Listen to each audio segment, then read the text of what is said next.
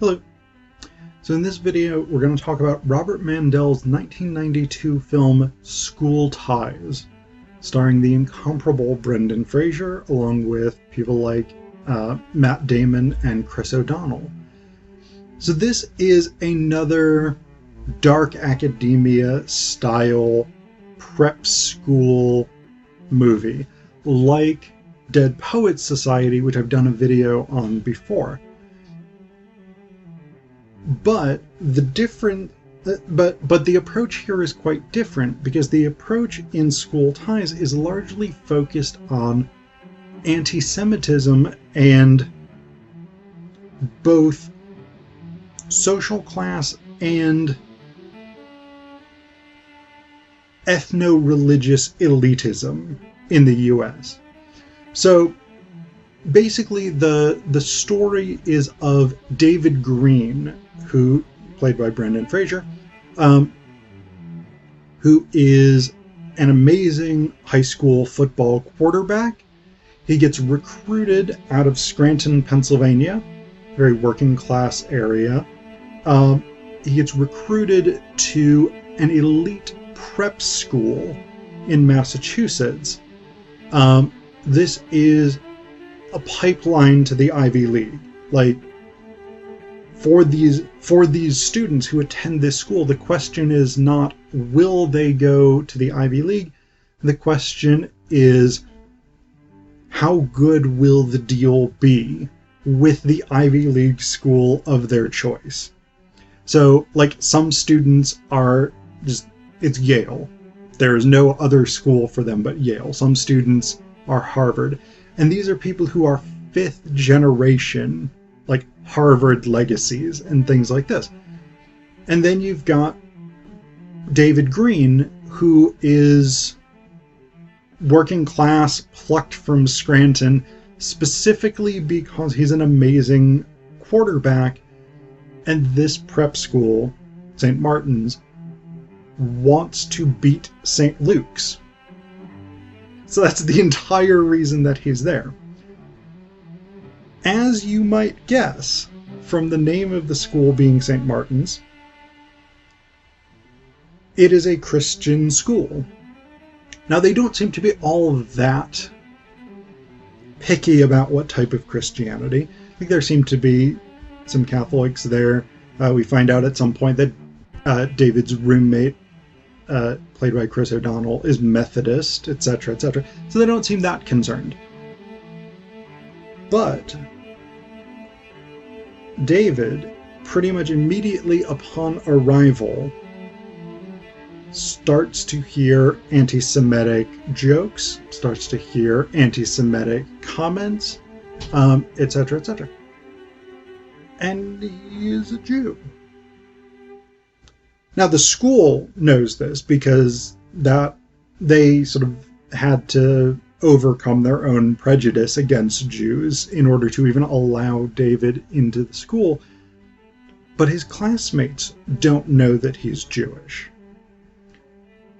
And this sets up an immediate problem for David, because on the one hand, his father, as he was getting on the bus to go to this prep school, was like, you can choose to fit in, or you can choose to go around with a chip on your shoulder. But we also get a phone call between David and his father, where his father basically says, this Saturday is Rosh Hashanah. It doesn't matter if you have a football game. This is one of the high holy days. You need to get to temple and honor this sacred day. And so David is divided here. On the one hand, he is proud of being Jewish. And actually, one of the first things we see him do is fight someone in an alley for anti-Semitic insults. So he's proud of being Jewish, and his father wants him to maintain his Jewish traditions and identities. On the other hand, this is a school where being Jewish means you do not fit in, you will not fit in, and you will never be accepted. And so David ends up hiding the fact that he's Jewish. Now, this is a crucial point in the movie because when it's later revealed that he's Jewish to his classmates, they accuse him of lying about it. But here's the thing.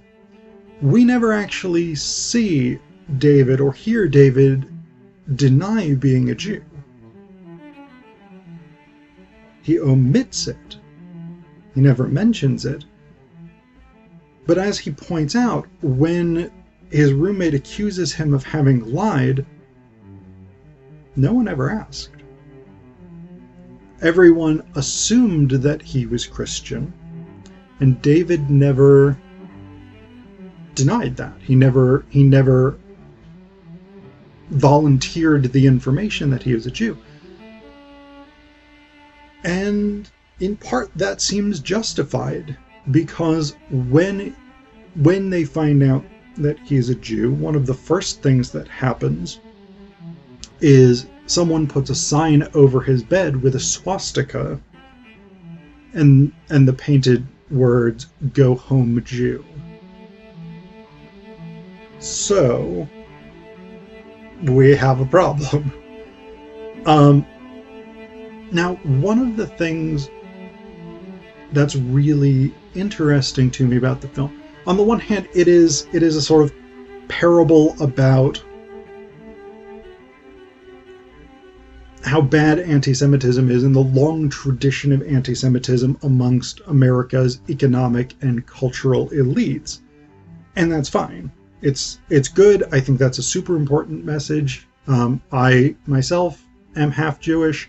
I think it's incredibly important that this is a conversation that we continue having because anti-Semitism remains.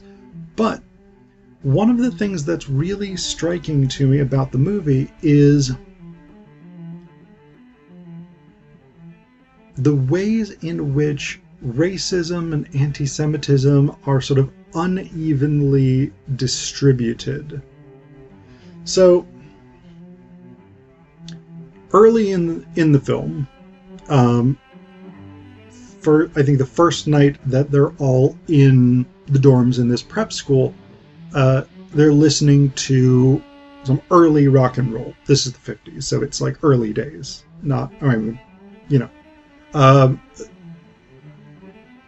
And the housemaster comes in, Mr. Cleary, who's just a total dick throughout the movie. He's and this is actually one of the most dark academia components of the film. Cleary is the French instructor, and he just pushes and pushes and pushes this one student, somebody he's not good at French necessarily, but Cleary's pushing him actually drives the student to do worse and eventually drives himself to attempt suicide. So Cleary is not a pleasant guy, and he's not beloved by these students. But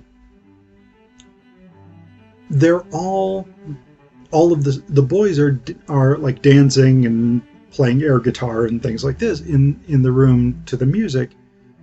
And Cleary comes in and basically says, "No rock and roll." He's the dad or the principal or whatever it is from every Twisted Sister music video you can think of.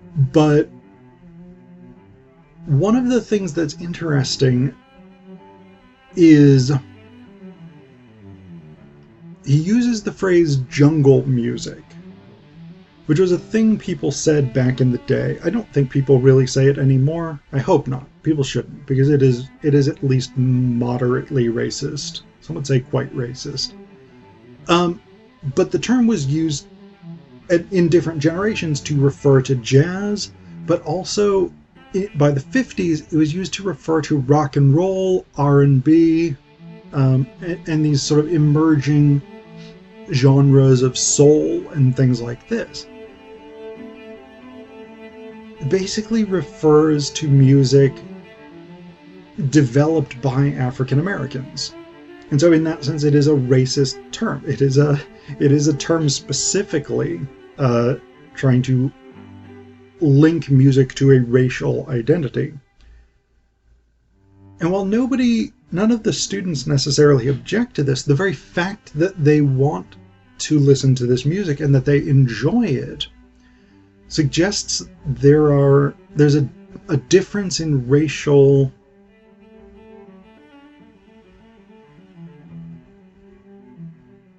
there's a difference in racism. There's also a difference in sort of racial or cultural openness. Cleary is very, very much in a sort of older vein of let's listen to music by white people. And the students are more open to this emerging genre of music very much associated with African Americans. And so we have that, as with so many dark academia, films, novels, whatever it is, there is that sort of tension between the teachers or the professors, whatever it is, and the students.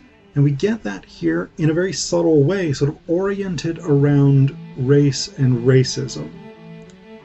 Because the students seem much more willing to embrace African American cultural elements, to embrace rock and roll, whereas Cleary, who's, again, very much not a positive figure in the film, is completely opposed to it. But at the same time, the students are at least, if not more, viciously anti-Semitic than the adults in the film. And so we have that interesting dichotomy there. So it's a striking film for that reason.